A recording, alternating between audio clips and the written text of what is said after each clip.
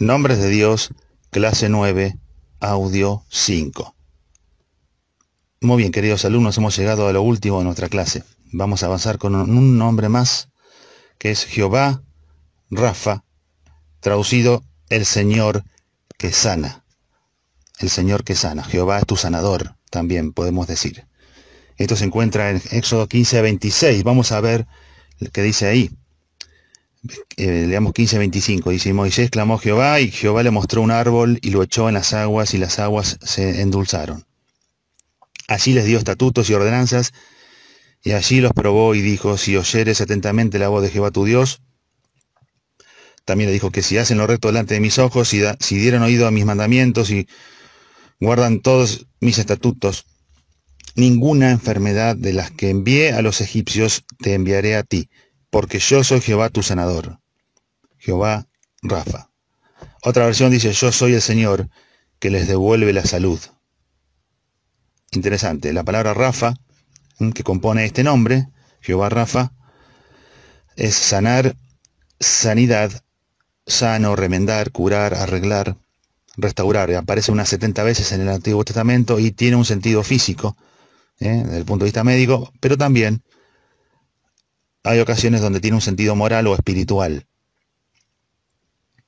La revelación entonces de este nombre se da por primera vez durante el viaje de los hijos de Israel por el desierto, cuando llegaron a las aguas amargas de Mara.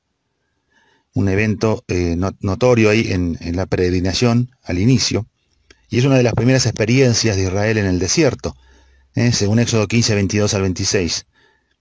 Por lo menos es la primera después del cruce del Mar Rojo, así que una de las primeras cosas que aprende el pueblo de Israel en ese tiempo es, a través de ese evento, es uno de los nombres de Dios. Así que vemos que estas aguas se hicieron dulces o potables, ellos pudieron tomarlas. Eso fue después que Moisés clamó a Dios, Dios le muestra un árbol, y bueno, y ahí sigue la secuencia de los eventos hasta que vemos cómo termina. Ellos pueden tomar de las aguas y siguen su camino. Sin embargo, el Señor después continúa con las declaraciones hacia ellos, dice que los probó, dice la Biblia. En un momento la agenda que tenía en mente el Señor era la de una mejora en el carácter de ellos, que ellos aprendan, que haya crecimiento espiritual, no que tomen agua y se vayan solamente. A veces nosotros transitamos así la vida, queremos que Dios nos solucione algo, o que las cosas mejoren.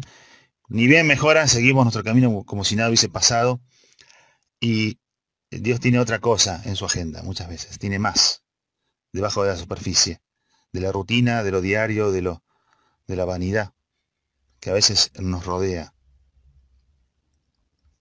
En cuanto a su uso y sus aplicaciones, bueno, muchas de las leyes que Dios posteriormente le dio a Israel tuvieron un impacto directo sobre la higiene y la salud. Esto es importante señalarlo.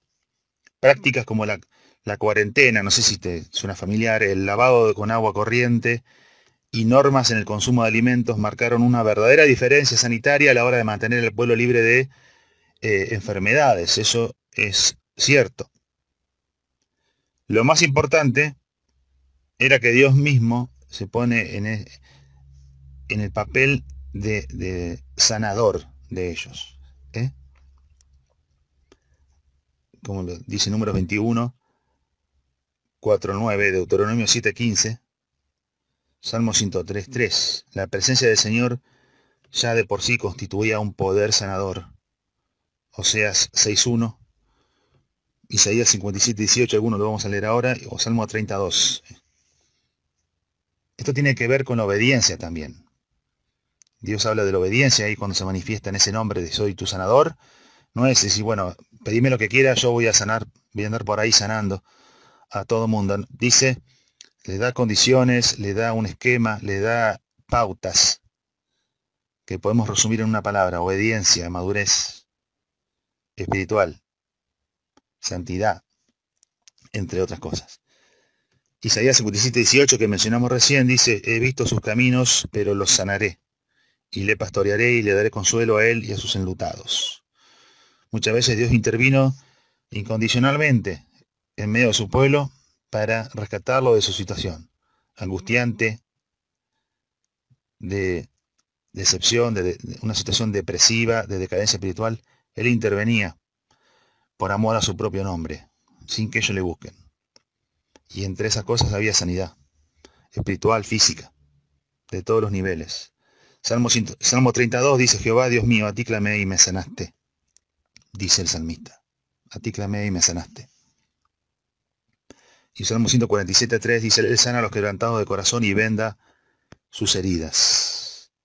Él sana a los quebrantados de corazón y venda sus heridas. Así que vamos a recorrer este nombre, si lo recorremos en la Escritura y recorremos el concepto de sanidad, nos vamos a encontrar con esta dimensión física, dimensión espiritual, moral, y Dios interviniendo. Vuelvo sobre un punto. Las leyes que Dios les da, sanitarias, servían para acciones preventivas, pero más allá de las implicaciones médicas directas, de esas pautas que ellos fueron recibiendo, la obediencia a Dios es indispensable, mis queridos hermanos. Vivir una vida cristiana ajustada a los principios bíblicos, obedeciendo a los principios bíblicos, es indispensable para que estemos en paz con Dios y libres de una enorme cantidad de estrés y ansiedad que a veces desbordan nuestra vida, porque vivimos detrás de cosas que no son la voluntad de Dios, que no deberían ser prioridad. Sí deberían ser medios a través de los cuales vivimos y nos sustentamos y podemos progresar y desarrollarnos como personas, que eso es totalmente legítimo y válido, es correcto hacerlo, pero no como un fin en sí mismo. Y muchas veces cambiar los órdenes, la agenda, nuestras prioridades, cambiar hábitos, genera en nosotros un nivel de estrés anormal y ansiedad, y como resultado de eso, de no controlarlo, de no parar a tiempo, hay implicancias médicas, físicas, emocionales, hay daño en nuestro cuerpo, hay daño en nuestro sistema nervioso. Eso está claro. Y obedecer a Dios, vivir bajo los patrones de Dios, los criterios de Dios, los principios bíblicos, tiene un beneficio obvio para la salud nuestra, tiene un beneficio para nuestro bienestar y el de cualquier persona. No tenemos que llegar al punto de necesitar sanidad si vivimos bajo y obedecemos los principios de Dios. Obviamente, ahora vamos a tener una palabra sobre esto de las enfermedades y la sanidad. En la antigüedad, los judíos, por cultura y por tradición, consideraban que todos los pecados traían como resultado una enfermedad particular. Es decir, ellos veían una persona enferma con determinada, depende de la gravedad de la dolencia que tenía, ellos decían, bueno, pecó o pecaron sus padres. Hay juicio de Dios ahí. No necesariamente eso era así. Es verdad que la enfermedad física es causa del pecado original. O sea, si estudiamos un estudio sobre el pecado, una de las cosas que impacta es en el cuerpo físico.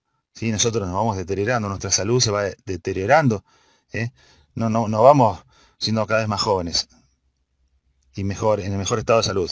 Nuestra salud es frágil. Eso es por el pecado, pero no por que tomamos decisiones necesariamente de determinada causa en particular, ello ocasiona una enfermedad. Bueno, eso es una cultura, una tradición equivocada que el Señor corrige en su momento.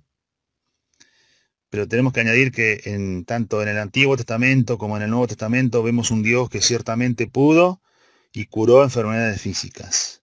La voluntad, el poder y el anhelo están presentes en Jehová para sanar. Pero la curación física solo fue inherente, cuando vemos esas curaciones, esos milagros en la Biblia, fue inherente a su objetivo principal o agenda principal. La sanidad espiritual y la curación moral y del alma. Dios buscaba una comunión con el hombre.